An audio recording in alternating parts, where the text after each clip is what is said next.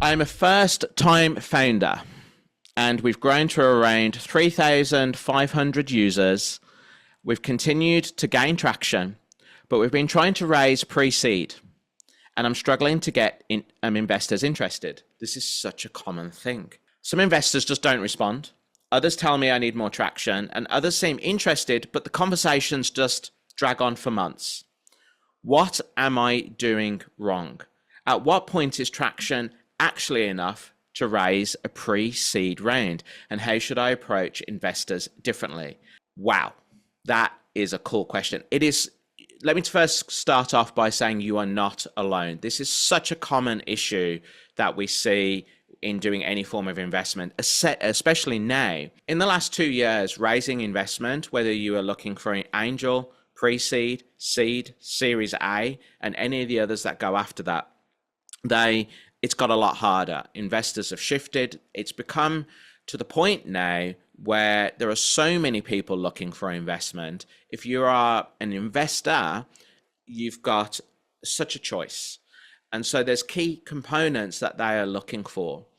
A big concern with SaaS products is that there's a lot of them. And obviously AI coding or vibe coding, there's a lot more people that are now doing these. And so it's absolutely flooded the market. So there's some things that we need to actually have a look for in this. And I wish you'd be able to come on live. So and maybe in a future one, we'll be able to do this live with you, or we can do a full breakdown. But some things that you need to have a look at. Are the 3,500 users actually traction? We need to have a look at that through registered users versus active users. Are they registered on a freemium?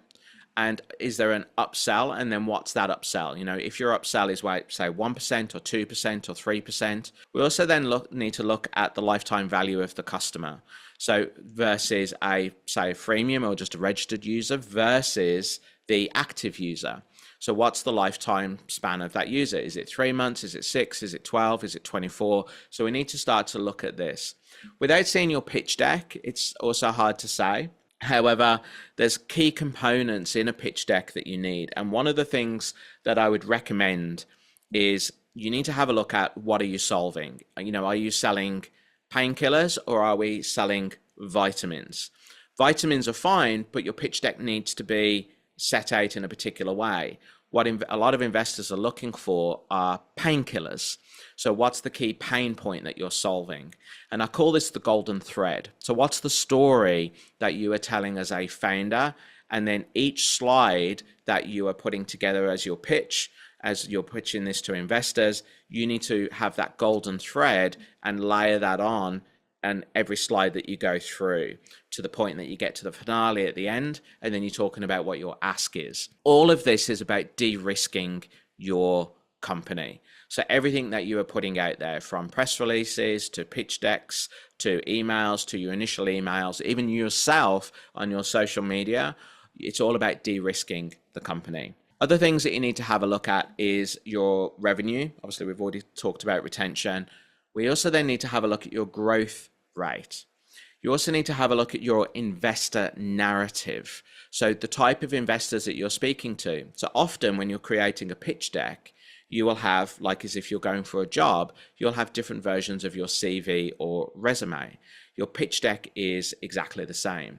So you need to do some background research on the investors that you're talking to look at who are they, what's their typical narrative, and you need to try and match your language to their language, because then all of a sudden when you sound like them and your body language matches them, mirror neurons in the brain start to appear, and the reticular filter and any of the alarm bells in the brain is starting to relax. So that's a key one. Another one that I find for raising investment on your pitch deck is, what are you going to do with the funds? A lot of people will just say, okay, I'm wanting to raise, say, 250,000. Sometimes it might be 250 million. But you need a clear breakdown of what you are going to be doing with the funds, and then set milestones. So there's 3 things that I believe that you need in any investment. So when people are coming to me for investment or I'm helping them get investment, there's these 3 things. Number 1, you need a one-pager.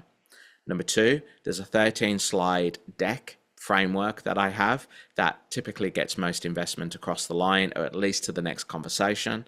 And then it's an IM, so it's an information memorandum. So what the one pager does, it gets you the initial conversation.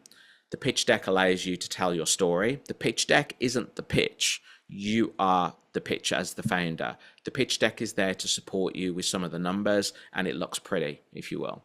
And then the IM is then for due diligence, and that's the order that you need to do it in. So if you are, hopefully you're watching this, and if you do want to send in your pitch deck or give me a little bit more information on kind of where you're at, I would love to do a deeper dive with you.